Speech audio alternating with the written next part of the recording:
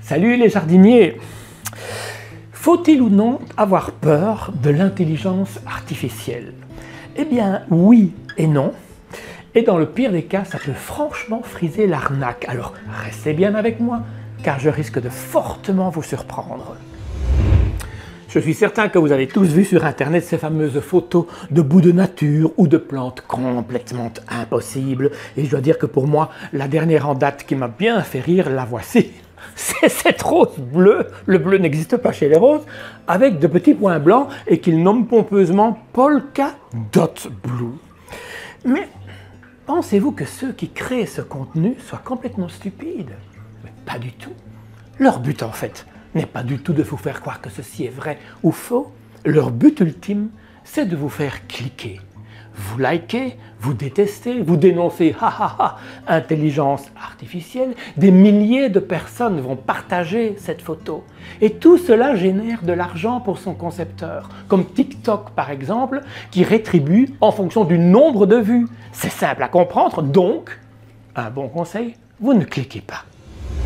Mais nous allons maintenant moins rire. Regardez cette photo que j'ai trouvée sur Facebook. Ce superbe bégonia. J'en veux, bien évidemment. Sauf que si j'y regarde d'un peu plus près, il y a des choses troublantes. D'abord, le feuillage ne ressemble absolument pas à celui d'un bégonia.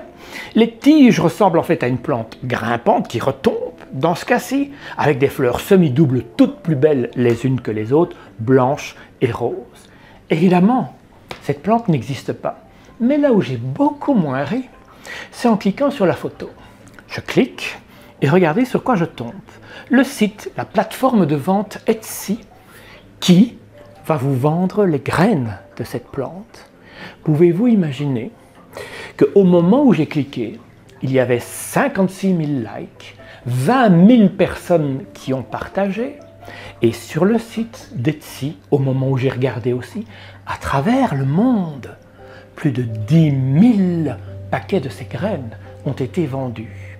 Et il n'y a pas qu'un seul vendeur, bien entendu, flairant le butin juteux, se sont mis eux aussi à vendre le même type de plante. Et là, attention danger.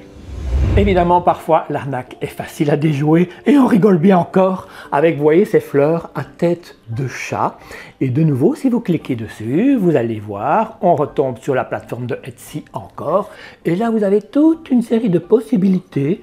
Alors là, ils n'ont pas été très gourmands, c'était 3,99 $. Mais ici, une belle petite collection d'autres fleurs à tête de chat, aux yeux de chat, en fait, exactement, à quand même 17,99 $. Bien sûr, vous ne tomberez pas dans le panneau, mais aujourd'hui, les faussaires deviennent de plus en plus subtils et j'ai fait semblant, figurez-vous, de me laisser prendre. Alors voilà, je retombe sur le site d'Etsy et je vois regarder un superbe hosta, ils appellent ça Hosta plantaginea. De vous à moi, il suffit d'aller sur internet, vous tapez Hosta plantaginea et vous voyez que ça ne ressemble absolument pas à ça. Ici, un hosta blanc au revers rose. J'ai jamais vu ça de ma vie, 7,37 €. Et alors je suis encore tombé en amour devant une autre fleur. Cette fois c'était une collection de muguets aux fleurs délicates, à la couleur transcendantale, de différents tons d'ailleurs sur la même plante. Et là aussi, je l'ai acheté. Et voilà ce qui s'est passé 2 semaines plus tard. J'ai reçu cette lettre qui vient des États-Unis avec dedans une jolie petite enveloppe blanche, sans aucune explication évidemment. Et voilà, vous avez ceci, 2 petits paquets de graines avec, je dirais, une vingtaine de graines chacune. Je vais évidemment me laisser tenter et les planter pour voir ce que ça donne, mais je pense que ça ne sert à rien d'attendre le résultat. Soit ça ne germera jamais, soit évidemment ce seront des plantes totalement banales et classiques, peut-être même le vrai hosta ou peut-être simplement un beau muguet. Un autre domaine d'application de l'intelligence artificielle, sans doute plus utile celui-là, c'est l'aide aux consommateurs et forcément aussi au jardin. Je suis donc allé sur l'application ChatGPT, un site de conversation entre vous et l'intelligence artificielle, et je lui ai demandé de me créer le jardin du futur. Voilà le résultat. On n'en est peut-être pas si loin. Regardez, à droite, Vous avez un robot qui va gérer l'écran d'un ordinateur, certainement pour demander aux 2 drones qu'on voit en haut à gauche d'aller arroser les parterres. Vous en avez un autre à l'avant-plan assis à 4 pattes, merci pour mes rotules, en train de désherber ou même de planter un potager. La seule chose qui me dérange un peu, c'est l'allure du jardin. J'espère qu'ils feront mieux à l'avenir. Et pour conclure, la question qui fâche. L'intelligence artificielle pourra-t-elle un jour remplacer Francis Peters? Du coup, je suis retourné chez ChatGPT et je lui ai demandé s'il me connaissait. Incroyable, j'ai reçu une tartine de réponses, dithyrambiques, j'étais sur un petit nuage, j'en ai rougi de plaisir. Concluant ainsi, si vous avez un projet de jardin, vous pourriez très certainement vous inspirer de ses idées. J'adore ChatGPT. Mais du coup, je lui dis, puisque tu le connais si bien, pourrais-tu me proposer, puisque j'ai pas beaucoup d'idées, pourrais-tu me proposer de créer un jardin dans son style? Et là, je suis tombé à la renverse. Voici ce qu'il me propose.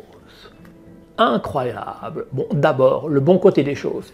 Comment sait-il que j'adore les dahlias, que j'adore les lupins, et notamment les iris? Mais d'abord, totalement anachronique, ces plantes ne peuvent pas fleurir en même temps. Donc du coup, c'est raté. Et puis je trouve qu'il a, selon moi en tout cas, beaucoup trop de fleurs collées les unes aux autres.